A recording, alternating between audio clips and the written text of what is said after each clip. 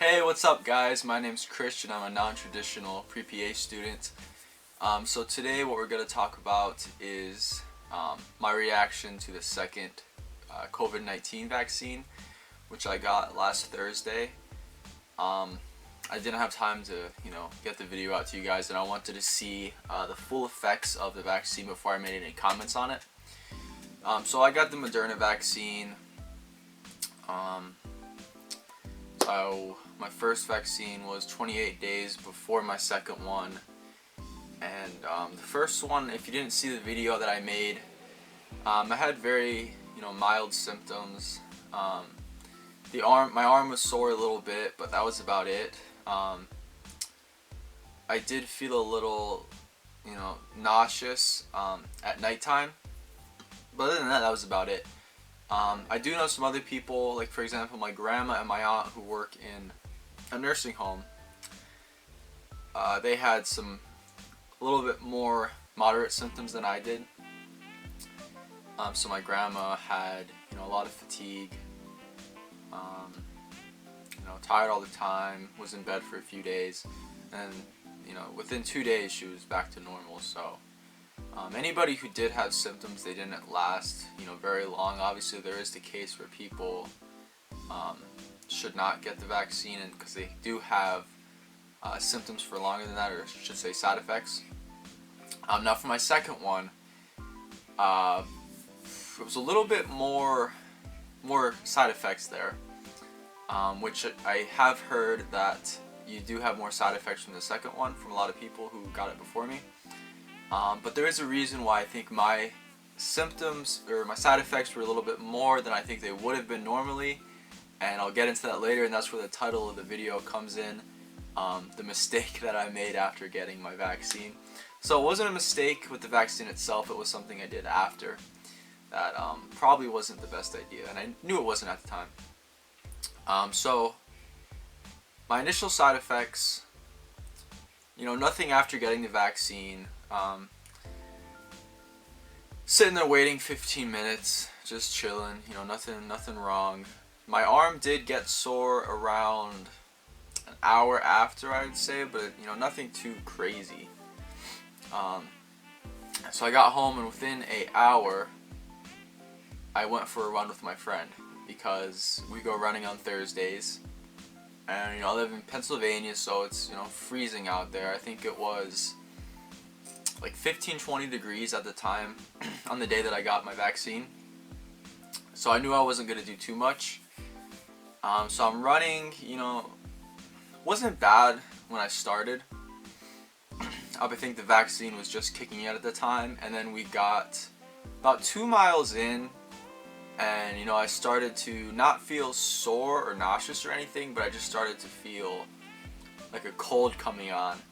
And I'm running, and all you hear is me just sniffling. I'm just, and it just keeps going on and on. It just keeps getting worse, and it only went on for like 30 seconds, I would say, and then I felt back to normal, and I finished the run. I could tell I couldn't do as much as normal. I just couldn't catch my breath.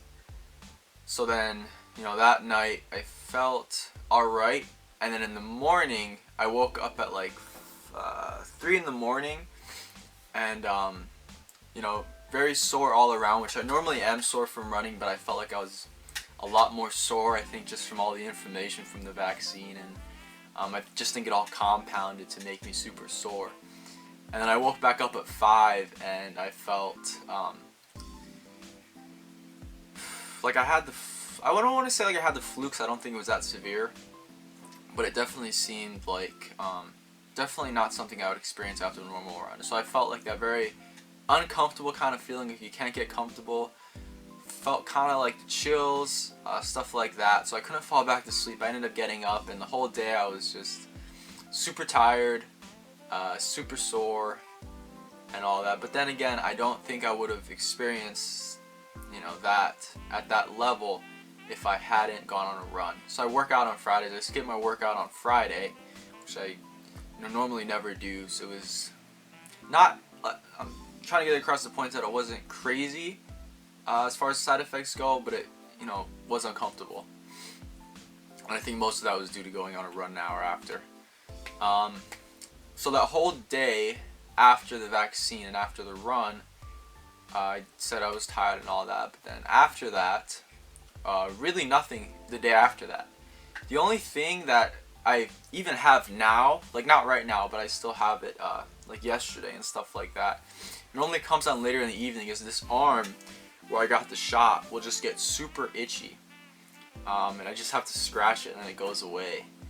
It's very random, you know, mostly towards the evening I just get super itchy, and that's about it.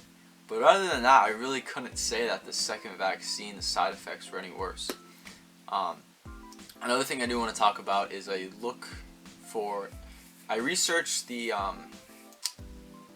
news about the coronavirus vaccine and the coronavirus pandemic pretty frequently, because I'm a member of SEMPA, which is Society of Emergency Medicine Physicians Assistants, and they publish a lot of research and share a lot of research that's being done. One of the things that I saw recently is that people who have been previously infected by COVID, by the coronavirus, have more adverse side effects to the vaccine, which we kind of knew, but what was new that came out was that the antibodies in your blood is what causes the increased reaction.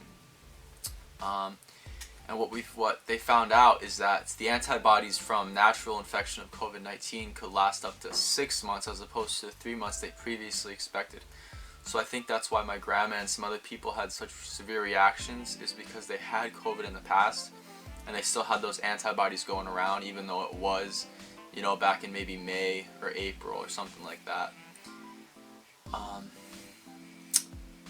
Also, another thing that's very scary is all the variants coming out of the coronavirus, and the research shows that it doesn't protect you fully from coronavirus infection, but it does provide some protection. So I would say that, you know, some protection is better than none. And these variants coming out some of them are more infectious, some of them are more deadly than the normal, I guess you would say, normal strain, or the first strain of the coronavirus to come out. So you really want to, you know, I don't want to turn this into a commercial for the vaccine, because I'm, you know, not about that, but I just want to be, you know, partially protected if I could. And seeing the studies about the long-term effects of the coronavirus coming out with the pulmonary fibrosis, it's very scary, because, you know, having scar tissue in your lungs isn't something that just goes away. I mean, that's something you're going to deal with you might deal with your entire life, and it's very scary. And we don't know the side effects of the long-term side effects of this vaccine. We have a general idea because we've been using vaccines for years and years, but I think any possible risks definitely outweigh the benefits. Did I say that right?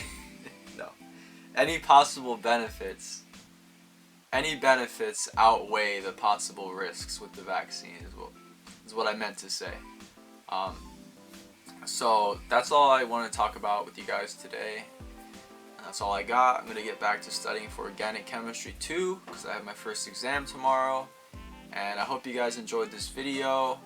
Just wanted to give you guys a quick update on the second round of the vaccine, because I know a lot of people asked me to talk about what the second vaccine was like for me after getting my first one and doing the first video. So if you haven't checked that out, go check out the first video.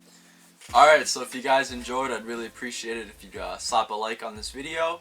If you want to see more and watch me through my journey as a non-traditional pre-PA student, go ahead and subscribe to the channel.